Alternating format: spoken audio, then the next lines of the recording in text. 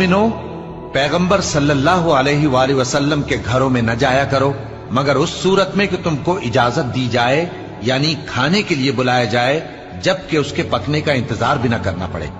लेकिन जब तुम्हारी दावत की जाए तो जाओ, और जब खाना खा चुको तो चल दो, और बातों में जी लगा कर न बैठ रहो। ये बात पैगंबर सल्लल्लाहु अलैहि वसल्लम को ईजा देती थी, और वो तुमसे हया करते थे और कहते नहीं थे। लेकिन अल्लाह सच्ची बात के कहने से नहीं शर्माता, और जब पैगंबर सल्लल्लाहु अलैहि वसल्लम की बीवियों से कोई सामान मांगो तो पर्दे के बाहर से मांगो। ये तुम्हारे और उनके दिलों के लिए बहुत पाकीज़गी की बात है।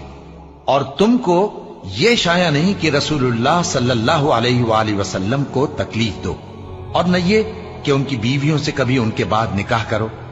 बेशक ये अल्लाह के नजदीक बड़ा गुनाह का काम है।